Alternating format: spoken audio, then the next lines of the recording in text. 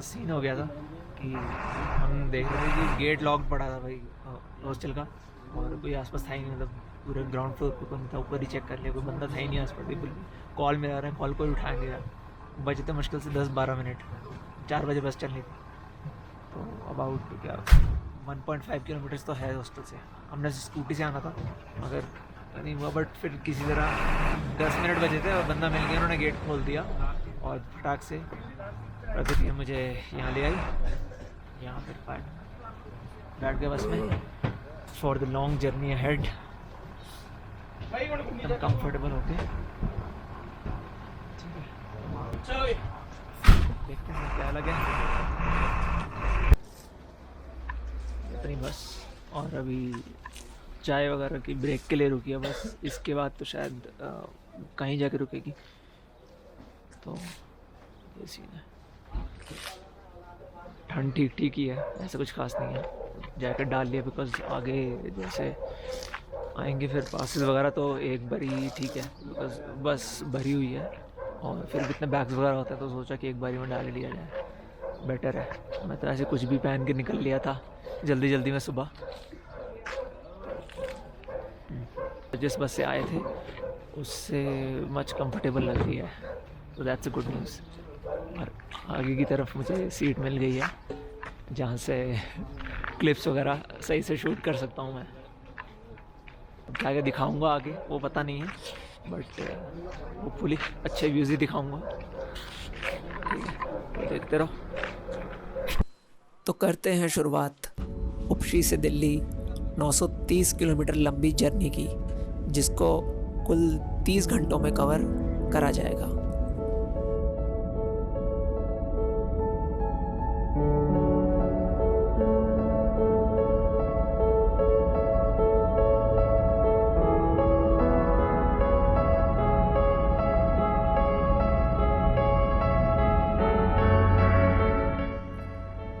फिर एक बार जैसे जैसे हम इस रूट में आने वाले हाईएस्ट पास तांगलंगला के करीब पहुंचने लगे, चढ़ाई स्टीप होने लगी और बस की रफ्तार धीमी।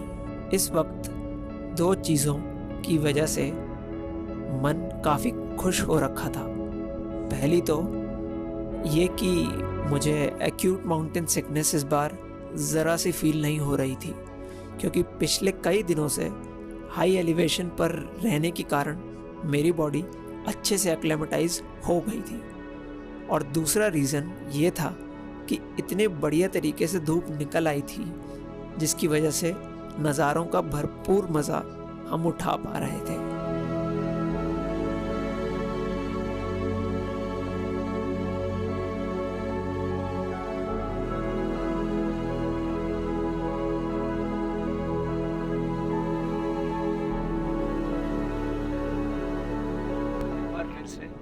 तांगलंगला पास पहुंच गए।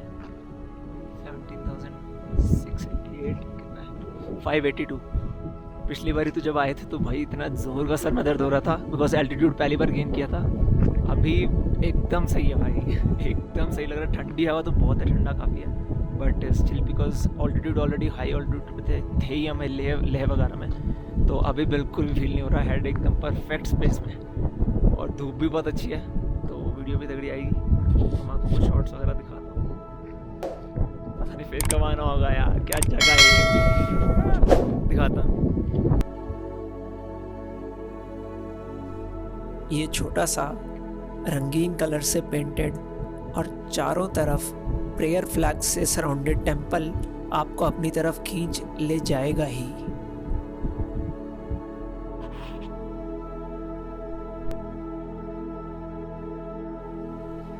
इस जगह पर आप अपना कितना ही वक्त क्यों ना बिता लें, हमेशा कम ही लगेगा।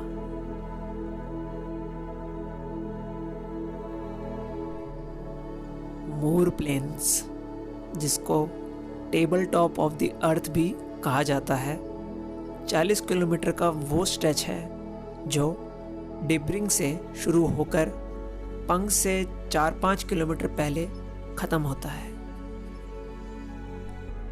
वैसे तो इस सेक्शन में बाइकर्स और टैक्सीज स्पीड को खुली छूट देते हैं, मगर मैं तो यही कहूँगा कि इस सेक्शन को आराम से कवर करें।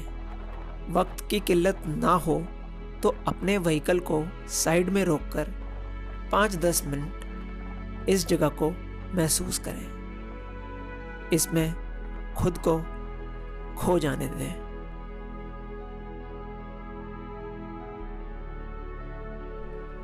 इस सेक्शन की एलिवेशन अबाउट 4800 मीटर होने के कारण 4 कुछ महीने आपको भूरा रंग और बाकी के 8 कुछ महीने सफ़ेद रंग देखने को ही मिलेंगे।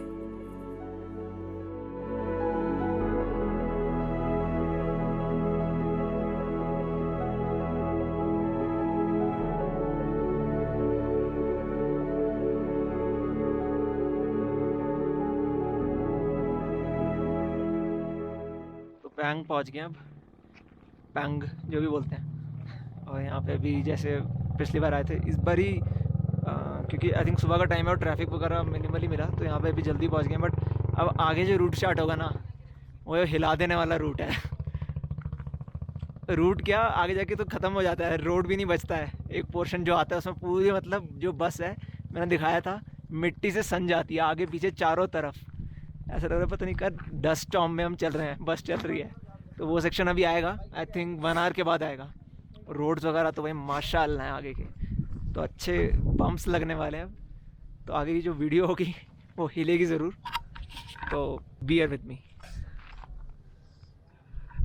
कमाल की जगह यार, या प्लीज़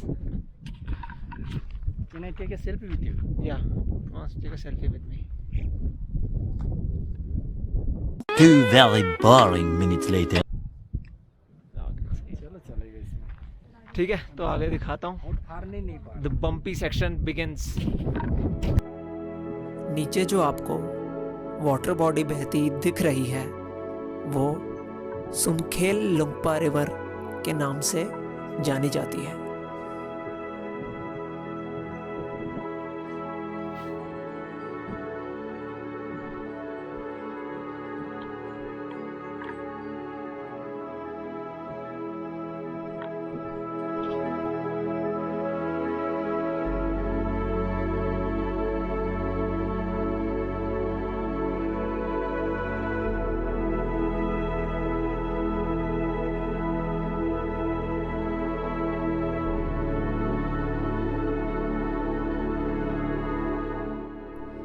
इस बारी हमारी बस ने ना तो लाचुंगला और ना ही नकीला पास पर कोई हॉल्ट लिया। ऐसे नज़ारों को देखते, ईयरफोन लगाए गाने सुनते, हिलते डुलते कुछ देर झपकी मैंने लगा ही ली। और देखते ही देखते मैंने बस और अपने आप को फिर एक बार मिट्टी से ढक रखे हालत में पाया। बस ड्राइवर आखिर किस और बस को ले जा रहे थे, ये तो मैं उस वक्त पता कर नहीं पाया, मगर हाँ, सरचू हम सही सलामत हालत में पहुंच ही गए।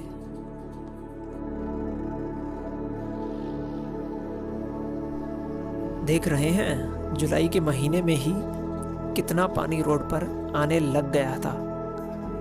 ऐसे नॉन एग्जिस्टेंट रोड पर पानी के रहते हैवी 4 व्हीलर्स तक को मुश्किल हो रही थी। अब सोचिए बाइकर्स का क्या हाल होता होगा ऐसे सेक्शंस में।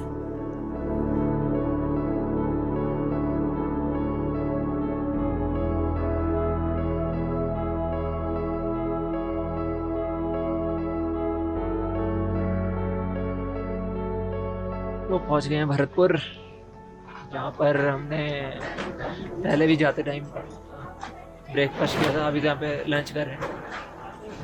टाइम अराउंड 2 बज रहे हैं। टाइम क्या हो रहा है?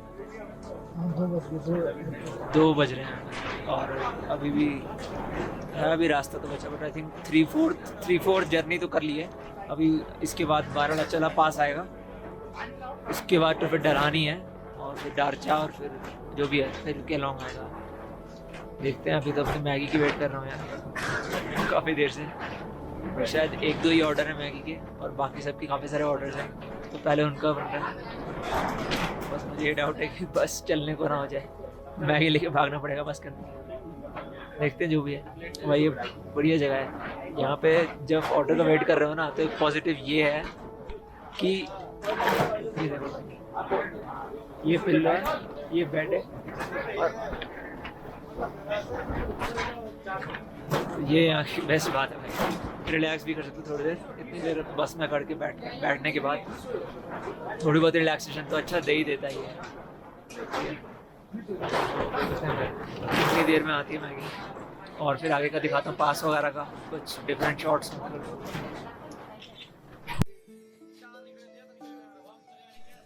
भरतपुर नाला पहुंचने पर कुछ ऐसा दृश्य हमें देखने को मिला।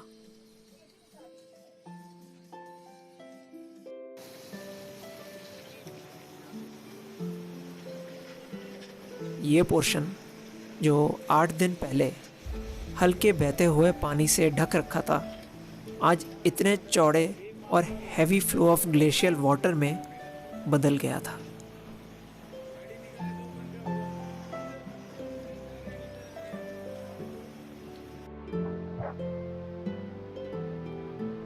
बस के कुछ लोग इंक्लूडिंग माई सेल्फ बस से थोड़ा दूर चले गए थे फोटोज़ और वीडियोज़ बनाने।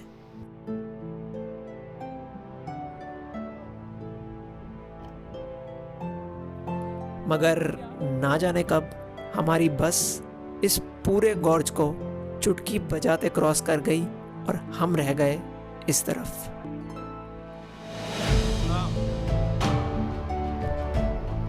इतने ठंडे पानी में आज तक शायद ही मैंने कभी पैर रखा होगा।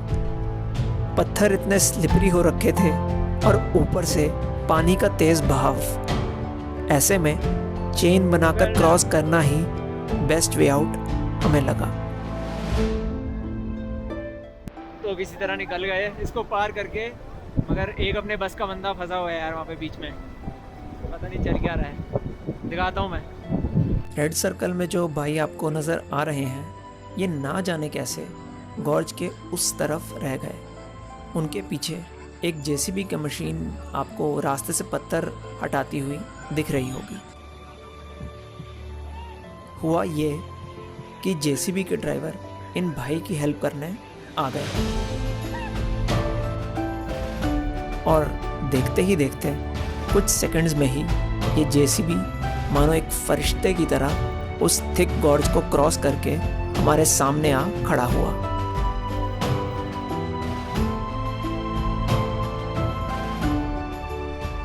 आपको फील हुआ कि नहीं, इसका अनुमान तो मैं नहीं लगा सकता, मगर हमें उस समय ऐसा फील हो रहा था कि आज एक तूफानी कारनामा तो हमने कर लिया है।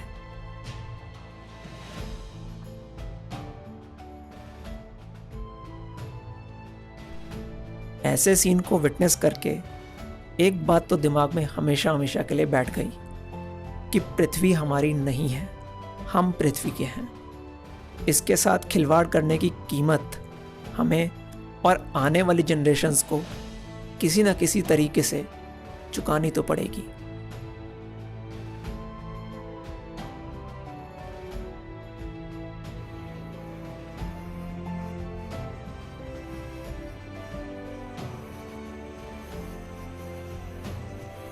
फाइनली हम क्रॉस कर गए Baralachala, the last pass of our journey.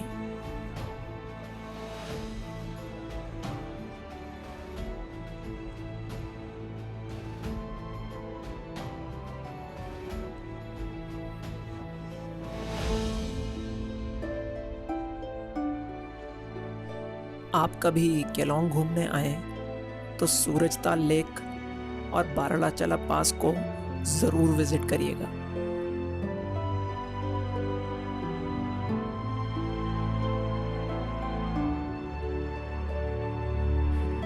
HRTC बस और उनके ड्राइवर्स की दाद देनी पड़ेगी। कैसा भी मौसम क्यों ना हो, रोड की हालत कितनी बुरी क्यों ना हो, HRTC अपनी मंजिल पर पहुंचती आई है और पहुंचती रहेगी। प्लान में चेंजेस आए, सब इमीडिएट चेंजेस कि वैसे तो मेरी बस बुक थी कल की केलोंग टू दिल्ली की 10:30 AM, बट सिंस आज केलोंग हम सही टाइम पहुँचने लगे तो ऐसी डिस्कशन वगैरह इन सबके साथ आशीष एंड तो हमने फाइनल यही किया कि क्यों ना अभी मनाली की ले ली जाए डायरेक्टली, वो तो मैंने कैंसिल करा दी, मनाली की ले ली जाए एंड फ्रॉम मनाली दिल्ली की ले ली जाए। Delhi then around 10 AM 10:30 11 o'clock तक कल छोड़ देगी, अदरवाइज़ 13th को मैं अर्ली मॉर्निंग दिल्ली पहुँचता तो बढ़िया अराउंड गुड आवर्स बचते हैं, कॉलेज वगैरह भी स्टार्ट हो गया तो ठीक है हो जाएंगे सेटल। तो ये सीन है, तो अभी मनाली के लिए निकले हुए हैं बस में, देखते कितनी देर में पहुँचते हैं, वैसे 1-2 घंटे कुछ ही लगते हैं। और आपने सीन वगैरह देखी क्या 12 लाचरा पास से पहले के क्या बन रखे थे, दिखाता हूँ यहाँ की कुछ है बिकॉज अब सन वगैरह सेट हो रहा तो डार्क में कैसी वीडियो आएगी, but I try to show you.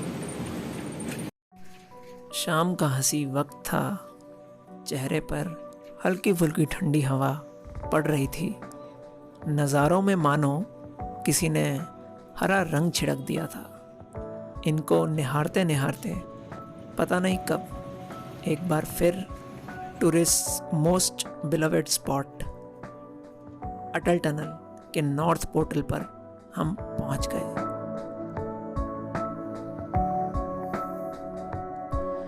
चंद मिनटों में हम एंटर कर गए कुल्लू डिस्ट्रिक्ट।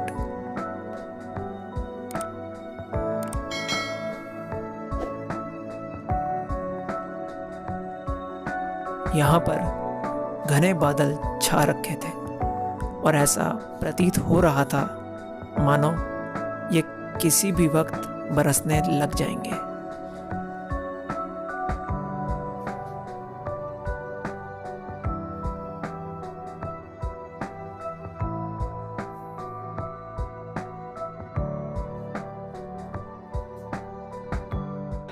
तो अभी मनाली के मॉल रोड में है, इंटेंडेड तो नहीं था यहाँ आना, बट क्या है कि अबाउट 2 आवर्स का गैप है अपनी जो दूसरी जो फाइनल बस है मनाली से दिल्ली की, तो इसीलिए हमने सोचा कि आशीष के नोन जो है कुछ उनसे मतलब काफ़ी टाइम वगैरह मिले हुए तो उनसे मिलने चले गए, वहाँ पे अपने बैग वगैरह रख दिए and they're taking us to dinner somewhere. तो हाँ अभी वहाँ जा रहे हैं, अब ये 9:15 हो रहे हैं तो जल्दी जल्दी थोड़ा करना पड़ेगा, फिर बैग वगैरह लेके न्यू बस स्टैंड जाना है जहाँ से वोल्वो अपनी मिलेगी जो बुक करनी है। ठीक है, दिखाने का यहाँ पे क्या ही है, आप भीड़ देख ही रहे हो और मास्क ना लगाने पे 500 का चालान है डायरेक्ट, तो ये ध्यान रखना अगर आ रहे हो, वैसे तो ना ही आओ, बेटर है यहाँ पे कहीं और जाओ यार जो सही में खाली जगह है। ठीक है, दिखाता हूँ आगे। The next day.